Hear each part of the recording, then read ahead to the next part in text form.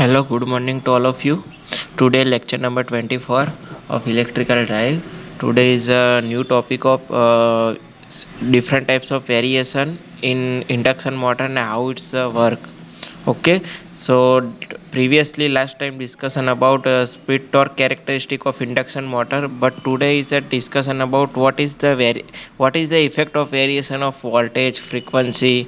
Okay, different types of parameters को हम change करते हैं तो क्या उसकी इफ़ेक्ट उसकी कैरेक्टरिस्टिक में आती है।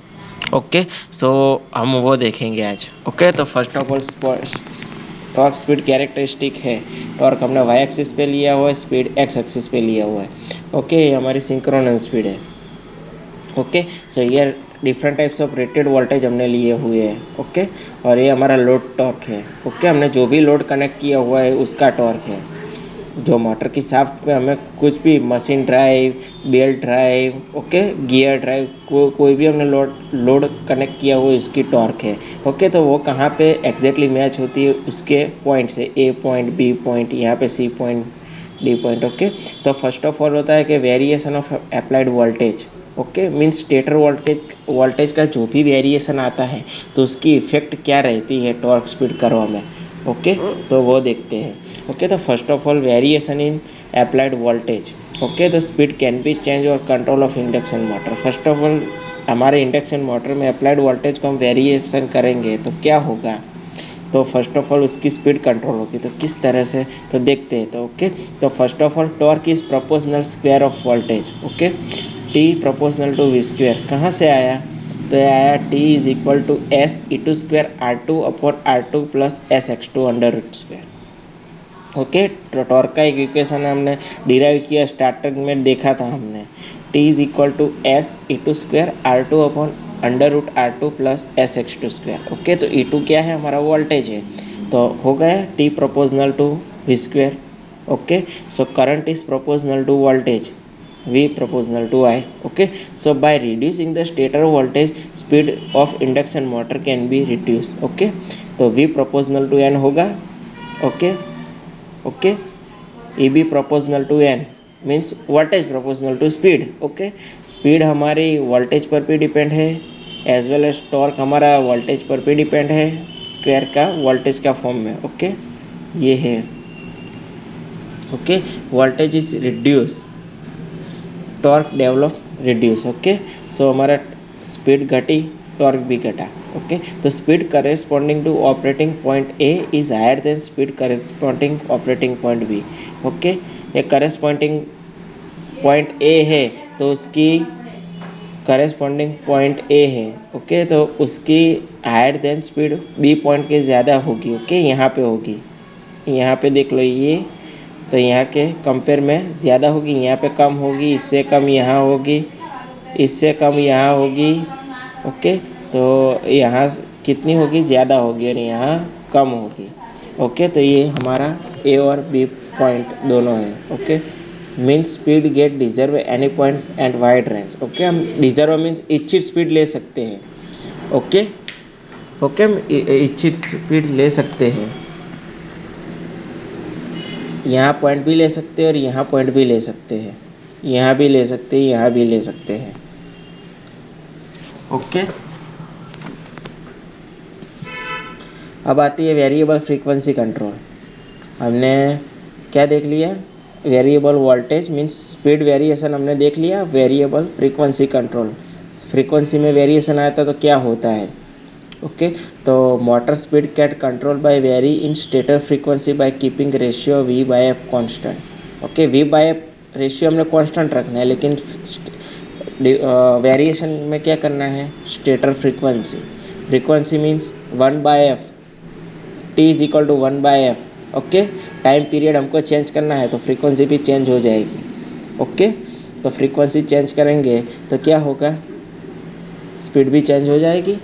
ओके, तो ये हमारा कैरेक्टरिस्टिक है। ओके, तो यहाँ पे बेस स्पीड है, बढ़ती बढ़ती बढ़ती बढ़ती, वी बाय एफ कॉन्स्टेंट होगा, कांस्टेंट होगा, फिर एक बेस फ्रीक्वेंसी आएगी, वहाँ से हमारा क्या होगा, फ्रीक्वेंसी हमारी वेरी करते जाएंगे तो हमारा कांस्टेंट पावर रीजन शुरू होगा। ओके, यहाँ पे कांस्टेंट टॉर्क होगा क्योंकि हमने वी बाय एफ कॉन्स्टेंट रखा है। अब हमने फ्रीक्वेंसी वेरिएबल रखना, तो क्या आएगा, एक सीधी लाइन में आएगा, मीन्स कांस्टेंट पावर आ जाएगा यहाँ पे। ओके, बेस स्पीड्स के बाद। Okay, V by F ratio constant means air gap flux phi constant. Okay, क्योंकि V by F means voltage भी हमने कांस्टेंट रखा है, फ्रीक्वेंसी भी कांस्टेंट रखी है, तो फ्लक्स हमारा ऑल्सो कांस्टेंट होगा। Okay, so torque remain constant starting up to base speed. Okay, torque हमारा क्या है, कांस्टेंट है, देख लो यहाँ कांस्टेंट है। Okay, then after V proportional to F into five G means flux and frequency दोनों का प्रोडक्ट करके हमें वोल्टेज मिलता है, means voltage is proportional to frequency and air gap. Okay, frequency हमारी जो भी होती है वो, और हमारी एयर गैप में जो भी मैग्नेटाइजिंग फ्लक्स होता है वो, उसकी प्रोडक्ट करेंगे तो हमें वोल्टेज मिलेगा। ओके, तो फाई इज इक्वल टू क्या होगा, V by F means V के प्रोपोर्शनल में फ्रीक्वेंसी चली जाएगी। Okay, so F is equal to phi into F is equal to phi into,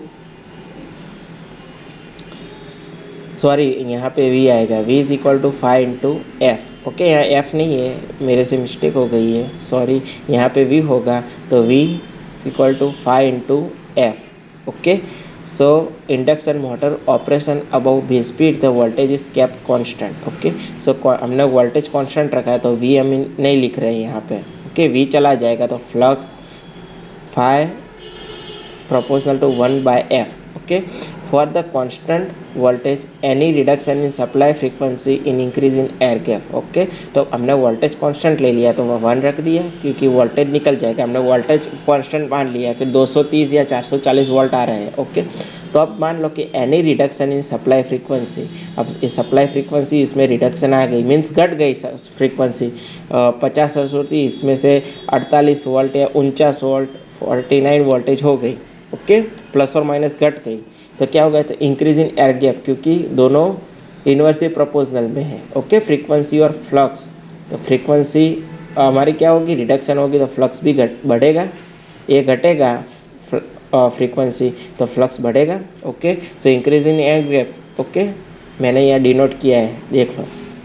okay, so increase in flux will saturated the motor magnetising current in induce. Okay, तो क्या होगा कि flux हमारा increase होगा तो magnetising current भी बढ़ेगा। Okay, means magnetising loss होगा, जो एडी करंट लॉस होता है वो। Okay, so air gap flux constant eight rated value. Okay, so air gap flux phi constant at rated value, the frequency is varied such that v by f ratio kept constant। क्यों हमने रखना चाहिए, अब पता चल गया v by f ratio constant, क्योंकि ये हमारे प्रॉब्लम आता है, अगर फ्रीक्वेंसी हमारी सेट भी घट गई या बढ़ गई तो उसकी इफेक्ट डायरेक्ट फ्लक्स पे आएगी और उसकी इफेक्ट मैग्नेटाइजिंग करंट पे आएगी। इसको रिड्यूस करने के लिए हम v by f ratio constant रखते हैं। ओके, तो दोनों इफेक्ट पता चल गई, फ्रीक्वेंसी की और वोल्टेज की, दोनों आता है तो उसकी इफेक्ट कैरेक्टरिस्टिक पे रहती है, स्पीड टॉर्क। ओके, तो ये थी हमारी variation of applied voltage and variation of applied frequency, किसमें, टॉर्क स्पीड कर्व में। ओके, तो ये आपको एग्जाम में पूछा जाए कि what is the effect of variation of applied voltage, what is the effect of variation of applied frequency. Okay, तो आपको ये होना चाहिए। ओके, तो ये हमारी यहाँ लेक्चर कंक्लूड होता है। Thank you.